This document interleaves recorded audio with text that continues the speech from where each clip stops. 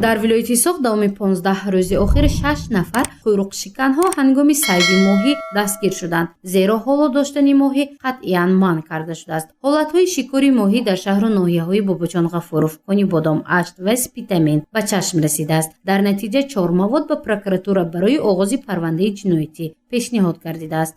давоми 15 рӯзи охир аз ҷониби нозирони раёсати ҳифзи муҳити зист дар вилояти Соғ 52 амалиёт гузаронда шудааст ки дар натиҷа нозирон 50 адад санад тартиб доданд. зеро шурӯъ аз сани 1 апрел то 14 июн сайди моҳӣ дар кӯлу обанборҳои кишвар манъ карда шудааст. дар ин муддат моҳиҳо тухм мегузоранд. маҳз аз ҳамин ҳисоб шикори моҳӣ иҷозат дода намешавад. дар ҳамин давра аксарияти ин моҳиҳои намуди арзишнок ба афзоиши табиӣ мераванд.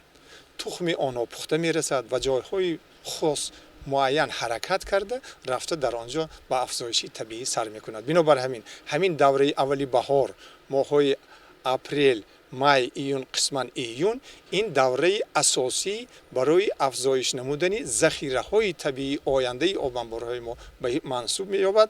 бинобар ҳамин тибқи қоидаҳои моҳидорӣ ҳам ҳамин давраро ба қоидаҳои моҳидорӣ дароварда аз 1 апрел то 15 июн муайян карда шудааст ки дар ҳамин давраи афзоиши табиии моҳиҳо меравад. бинобар ин дар ҳамин давра тамоми фаъолияти ҳар як шаҳрванд, фаъолияти корхонаҳо ва идораҳо бояд дар ҳамин вақт боздошта шуда барои сайди моҳӣ дар тамоми ин қаламрави ин дарёи обанборҳо сайди моҳӣ манъ карда шуд. дар обанборҳои вилояти Соғ 50 навъи моҳӣ парвариш ва нигоҳубин карда мешавад. аз ин шумора 20 номгӯи онҳо аҳамияти саноатӣ доранд. мутахассисони моҳишинос бар он назаранд ки солҳои охир коркарди саноатии моҳӣ кам гардидааст. агар соли 1974 танҳо аз обанбори баҳри тоҷик 520 тонна моҳӣ сайд гардида коркард шуда бошад, ин нишондиҳанда имрӯзҳо то 5 маротиба поён рафтааст. сабаби онро ба омилҳои гуногун рабт медиҳанд.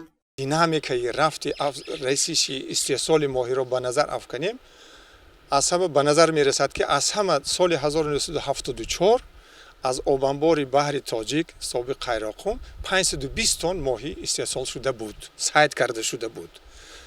сол аз сол бо мурури тағйирёбии реҷаи гидрологӣ ин обанборҳо ва дигар омилҳое ки ба ҳаёти моҳиҳо таъсири манфӣ мерасонанд, имрӯз мо шоҳиди он ҳастем ки захираҳои моҳиҳои мо дар натиҷаи бисёр омилҳое ки ба ҳаёти моҳиҳо таъсири манфӣ мерасонанд коҳиш ёфтаанд ва захираҳои моҳиҳои обанборҳо имрӯз наздик 5 маротиба кам шудааст. масалан соли гузашта, соли 2020 сайди моҳӣ аз тарафи ҷамъияти саҳомии кушодаи таъминоти моҳӣ ба 115 тонна ҳамагӣ расида баст.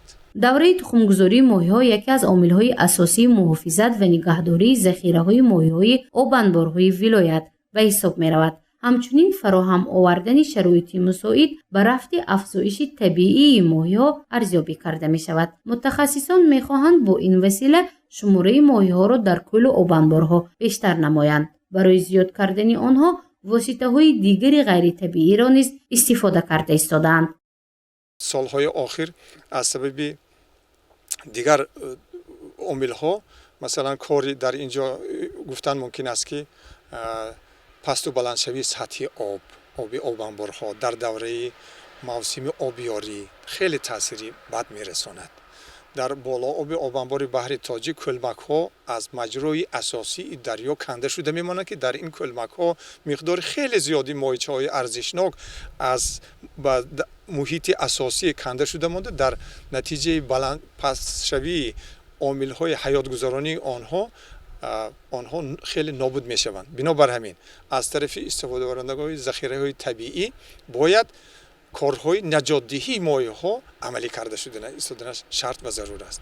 аз дигар тараф барои он ки наҷот диҳем байни ин кӯлҳо бояд каналҳои мелиоративӣ, яъне пайваст кардани кӯлҳои ин иҳоташ монда шуда бо маҷрои асосии дарё, барои он ки ҳаракати моҳиҳо бояд аз кӯлҳо иҳота шуда ба маҷрои асосии дарё бемонеа ҳаракат кунанд. мутахассисони раёсати ҳифзи муҳити зист дар вилояти Соғ 52 амрномаро ба нуқтаҳои пухтупази моҳӣ ва ошхонаву чойхонаҳо дастрас намуда огоҳ карданд ки давоми беш аз 2 моҳи дигар аз сайди моҳӣ даст кашанд. дар акси ҳол нисбати онҳо парвандаи маъмурии ҷиноятӣ боз карда мешавад. манъи сайди моҳӣ то санаи 14 июн давом мекунад. гузоши мафнушкур ва наимҷон аюбов барои барномаи иттилоотии хабар.